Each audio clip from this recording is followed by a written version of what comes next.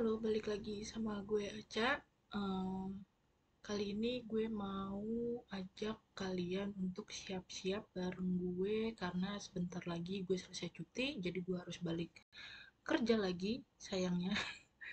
Eh, jadi kita lihat persiapannya apa aja yang akan gue bawa. Gue butuhkan terutama untuk peralatan tempur di dunia per-ASEAN yang akan gue bawa untuk memerah ASI di kantor. Pertama pastinya adalah breast pump-nya gitu. Gue di sini bawa dua breast pump.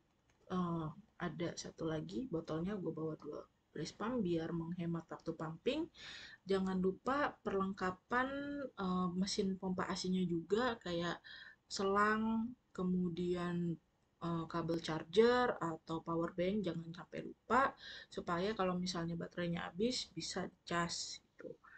Terus jangan lupa juga kantong ASI atau mau bawa botol ASI juga silahkan, tapi kalau gue lebih nyaman pakai kantong ASI karena lebih enak aja gitu dibawanya, karena pengalaman di anak gue yang pertama dulu, gue pernah bawa botol ASI dan botol ASInya cuma tutupnya yang klip gitu, bukan yang tutup ulir, itu tumpah waktu pas di jalan gitu, jadi sampai rumah udah tergenang semua. Terus yang pasti ada ice gel.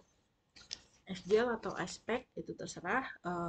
Kalau gue biasanya bawa dari rumah, nggak gue bekuin, nanti sampai kantor baru gue bekuin di kulkas kantor. Tapi kalau misalnya memang yang di kantornya nggak memungkinkan gitu kan, itu bisa dibekuin di rumah. Tapi kan nggak mungkin juga ya gitu kalau misalnya dibekuin di rumah, terus dibiarin aja seharian di kantor, nggak dibekuin lagi, nanti yang ada asinya jadi nggak segar gitu. Terus kemudian ini pulpen atau spidol yang permanen untuk ngasih identitas di uh, kantong asinya gitu. Kapan diperahnya dan juga bisa untuk manajemen asi untuk first in first outnya biar lebih gampang juga gitu.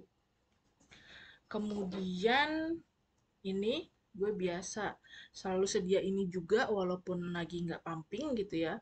Ini adalah hand sanitizer. Gue biasanya pakai yang alkohol minimal 70% untuk benar-benar steril. Terus kemudian ini juga penting, ada tisu kering dan tisu basah. Ini juga kalau misal untuk tisu basah, biasanya kalau misalnya nggak ada alkohol atau alkohol gue habis, buat hand sanitizernya gue nggak sempat cuci tangan, gue biasanya pakai ini aja gitu. Terus kemudian untuk tisu kering ya pasti berguna untuk ngelap botol ASI yang udah dipakai untuk nantinya dipakai ulang kayak gitu. Untuk ngeringin botol ASInya lah sebelum dipakai ulang. Gitu. Dan ini plastik apapun sih gitu. Nggak perlu plastik klip kayak gini, tapi plastik apapun untuk taruh si botol ASI selesai dipumping gitu kan, selesai kita pakai, kita taruh di dalam ini supaya nggak kecampur sama botol punya ibu-ibu mama ASI yang lain di kantor gitu. Jadi untuk ngebedain aja gitu, kali aja ada yang sama kan, biar membedakan ya, dan biar agak higienis mendingan pakai kayak gini. Dan yang pasti tas asinya gitu, ini bukan tas asi sih sebenarnya. Untuk tas asi sendiri sebenarnya sih senyamannya aja gitu. Kalau ada yang lebih nyaman pakai yang langsung menyatu sama tasnya gitu ya, biar gampang misalnya bawa laptop dan peralatan kerja lainnya, itu nggak masalah. Akan agak repot ketika ruangan kerja dan tempat pumpingnya, ruang laktasinya itu berbeda lantai gitu. Bisa aja sih diakalin misalnya pagi ngedrop sambil pumping pertama gitu ya, ngedrop peralatan ASI di eh, ruang laktasi, kemudian pumping, habis itu baru bawa naik ke atas, nanti pulangnya baru diambil lagi kayak gitu gitu. Tapi kalau gue sih lebih lebih prefer untuk yang terpisah gini gitu, karena apalagi sekarang gue masih kuliah ya gitu, ketika misalnya gue harus kuliah offline gitu, ketika gue harus kuliah offline dan gue nggak bisa langsung pulang biar asinya tetap fresh dibanding harus nungguin gue sampai malam kuliah gitu ya. Jadi si tas asinya ini bisa dibawa sama suami gue langsung pulang ke rumah, sedangkan gue bisa lanjut ke kampus tanpa bawa-bawa asi juga gitu.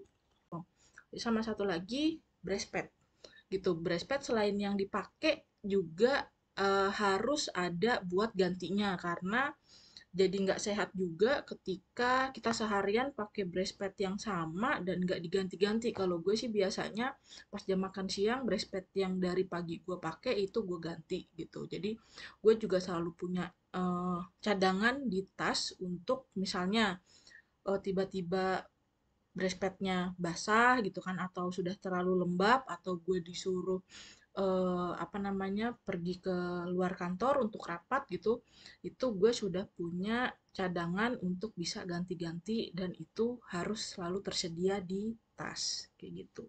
Oh iya, dan untuk kantong ASI, persediaan kantong ASI ataupun botol ASI, kalau saran gue kalau di kantornya memang memungkinkan untuk nyetok gitu ya, misalnya ibu-ibu pumping di sini punya meja sendiri, punya laci sendiri, atau punya loker sendiri yang memungkinkan untuk nyetok kantong ASI atau botol ASI di sana gitu ya, di kantor, itu bisa dikasih cadangannya di kantor karena bisa jadi gitu kan kita kehabisan nih gitu ya, kita kehabisan. Jadi sebisa mungkin daripada nanti kita udah pumping terus bingung cari cari tempatnya gitu kan buat nadahin asinya, jadi mendingan selalu sediain botol ASI ataupun kantong ASI yang berlebih kayak gitu. Mungkin sampai sini dulu videonya, sampai ketemu di video seri Jurnal Menyusui selanjutnya. Bye bye.